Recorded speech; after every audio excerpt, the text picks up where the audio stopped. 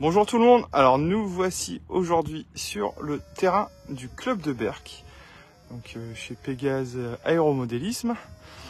Et là, en pleine évolution, conditions assez thermiques aujourd'hui, vu qu'on a un ciel là, qui est en train de se dégager, on avait de la brume de mer ce matin, et là la convection est en train de se mettre en place.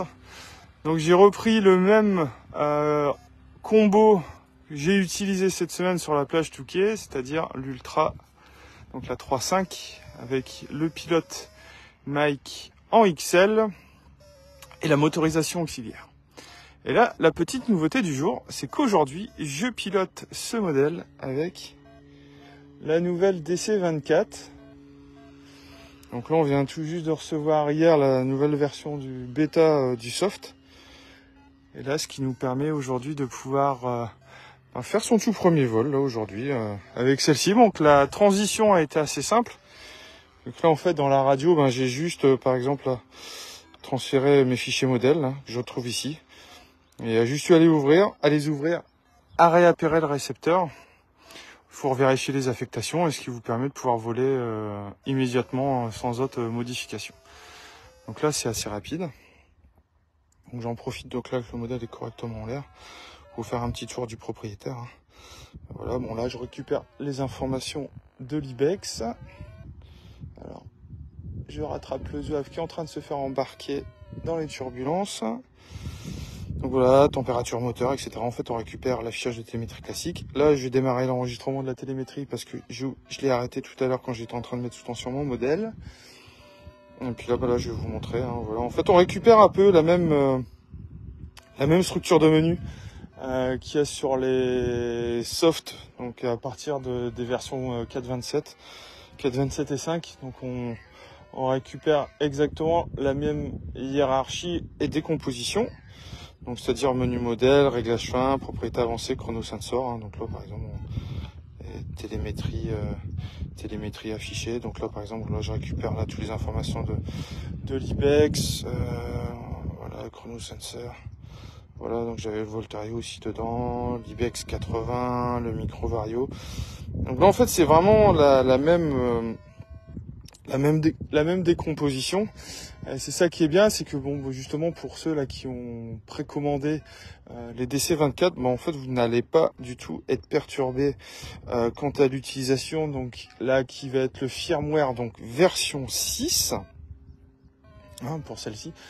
Et vous n'allez pas du tout être dépaysé quant à l'utilisation de ce nouveau firmware.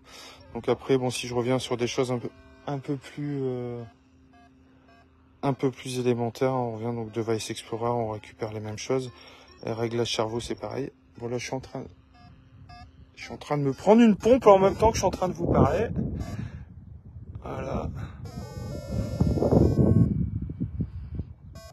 Donc là, ouais, là ça monte pas mal.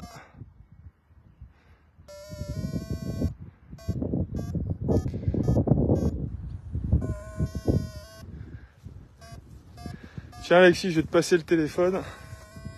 Voilà, si tu peux juste cadrer sur la balle. Donc là, on vient tout juste de se prendre une petite pompe. Voilà, on va couper le moteur et on va aller la rechercher. Allez là, hop. Elle est assez petite quand même. On est complètement passé dedans.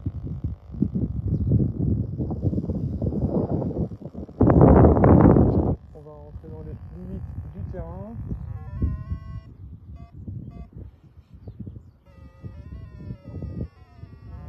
Là, ça donne là. Alors, je reprends le téléphone pour continuer mes petites explications. Donc là, je vais lui remettre un peu de gaz pour reprendre de l'altitude et continuer donc le petit tour du propriétaire de la radio. Donc on retrouve pareil également donc ce qui va être affectation fonction, affectation des cerveaux qui va être identique.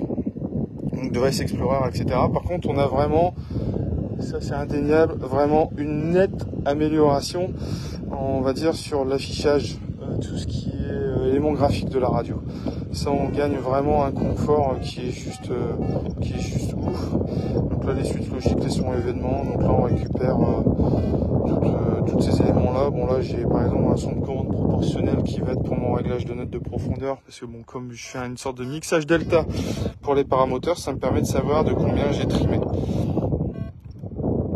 voilà, on retrouve exactement la même organisation. Là par contre, après, ce qu'on a vraiment impatience de pouvoir essayer, c'est surtout tout ce qui va être application utilisateur. Les applications Lua, là pour le moment, donc il y a le développement de cette partie-là n'a pas encore pris place, mais on voit clairement qu'à travers la puissance de la radio, on va être capable de pouvoir implémenter des scripts de dingue comme on pouvait avoir l'habitude d'avoir sur les autres séries de radio. Et là ça va vraiment être dément. Donc là, je reprends, je m'écarte un petit peu parce que là, on a un grandeur qui est en train de décoller juste à côté de nous.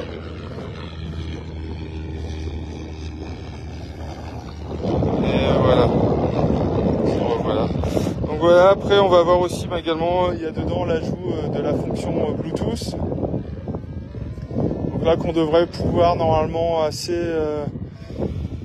on va dire assez rapidement être en mesure de pouvoir tester. Et puis après, bon, en fait, voilà, on retrouve exactement les mêmes configs. Donc ça, par contre, tout ce qui va être application Bluetooth, ça va vous permettre normalement en live de pouvoir étendre tout ce qui va être lecture des paramètres de télémétrie, visualiser les enregistrements, etc. Donc on aura vraiment une application qui va être assez complète et qui va être intéressante, même par exemple pour les pilotes qui font du vol GPS, etc. Et j'espère qu'on va pouvoir aussi retoucher aux réglages et mises à jour éventuelles. Enfin bref, on verra bien ce qu'elle va nous réserver de beau. Encore un peu de patience. Normalement, on devrait être en mesure de les recevoir parce qu'elles sont expédiées de chez Yeti. Donc ça va être le 7 juillet et on devrait les recevoir entre le 10 et le 12 s'il n'y a pas de petit contretemps entre deux. Donc voilà pour le tour de la nouvelle DC24. J'en referai d'autres. Je vous remercie pour votre attention et je vous souhaite un bon week-end.